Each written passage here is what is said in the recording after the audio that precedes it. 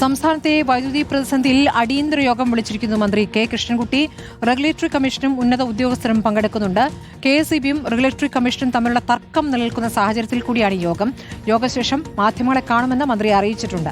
സുനീഷ ഈലൂർ വിവരങ്ങളുമായി. സുനീഷ, ഇപ്പോൾ ഈ KSEBക്ക് പിഴവുകൾ പറ്റിയിട്ടുണ്ട് എന്ന് ശക്തമായി പ്രതികരിച്ചിരിക്കുന്നത് റെഗുലേറ്ററി കമ്മീഷനാണ്. അപ്പോൾ റെഗുലേറ്ററി കമ്മീഷനെയും KSEBയെയും ഒരുമിച്ചിരുത്തിയുള്ള ഒരു യോഗം മന്ത്രി വിളിക്കുമ്പോൾ യോഗം എത്ര മണിക്കാണ്?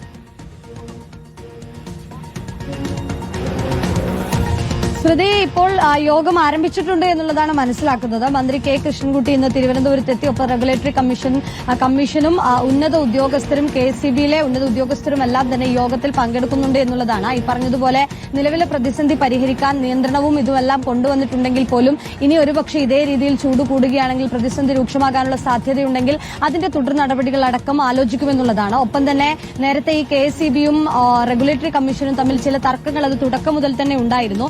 ഇപ്പോഴും റെഗുലേറ്ററി കമ്മീഷൻ പറയുന്ന പ്രധാനപ്പെട്ട വിമർശനം ഈ വേനൽക്കാലവുമായി ബന്ധപ്പെട്ടുകൊണ്ട് മുൻകൂട്ടി ചില കാര്യങ്ങൾ അത് KSEB ചെയ്തില്ല എന്നുള്ളതാണ്.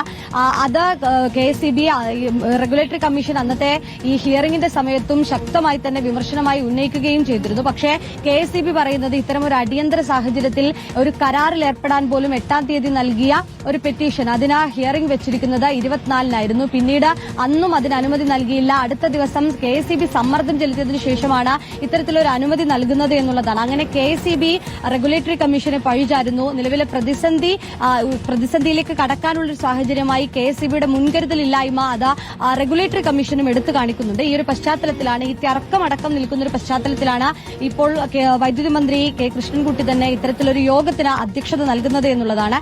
ഏതായാലും നിലവിലെ സാഹചര്യങ്ങൾ വിലയിരുത്തിക്കൊണ്ട് എന്തുകൊണ്ടാണ് ഇത്തരത്തിലൊരു അഭിപ്രായ വ്യത്യാസങ്ങൾ, തർക്കങ്ങൾ, പഴിചാരലുകൾ അടക്കം നടക്കുന്നത് എന്നതുകൂടി ഈ യോഗത്തിൽ പറയുമെന്നുള്ളതാണ്. അതിനുകൂടി ഒരു പരിഹാരം കാണേണ്ടതുണ്ട് എന്നുള്ളതാണ്. ഏതായാലും അത്തരം വിഷയങ്ങളെല്ലാം ഇന്ന് ചർച്ചയാകുമെന്നുള്ളതാണ്. യോഗത്തിന് ശേഷം മന്ത്രി തന്നെ മാധ്യമങ്ങളെ കണ്ട വിവരങ്ങൾ അറിയിക്കുമെന്നുള്ളത് പറഞ്ഞിട്ടുണ്ട്. ഏതൊക്കെ തരത്തിൽ തീരുമാനം, മറ്റൊരു കരാറുമായി ബന്ധപ്പെട്ട ഏതെങ്കിലും ചർച്ചയുണ്ടോ, അല്ലെങ്കിൽ കൂടുതൽ വിലയ്ക്ക് ഈ വൈദ്യുതി വാങ്ങാനുള്ള സാഹചര്യങ്ങൾ പരിശോധിക്കുമോ, അത്തരത്തിൽ എല്ലാ വിഷയങ്ങളും ഇന്ന് പരിശോധിക്കും, യോഗത്തിൽ ചർച്ചയാകുമെന്നുള്ളതാണ് കരുതുന്നത്. പ്രധാനമായും ഈ റെഗുലേറ്ററി കമ്മീഷനും ബോർഡും തമ്മിൽ ഇത്തരം ഒരു അഭിപ്രായ വ്യത്യാസം കൂടിയുള്ള പശ്ചാത്തലത്തിലാണ് യോഗം എന്നുള്ളതാണ് പ്രധാനപ്പെട്ട. റെഗുലേറ്ററി കമ്മീഷൻ അംഗങ്ങളുമായിട്ട് ഇപ്പോൾ മന്ത്രി കൂടിക്കാഴ്ച നടത്തിക്കൊണ്ടിരിക്കുകയാണെന്നുള്ള വിവരമാണ് ഇപ്പോൾ സുനിഷ നൽകുന്നത്.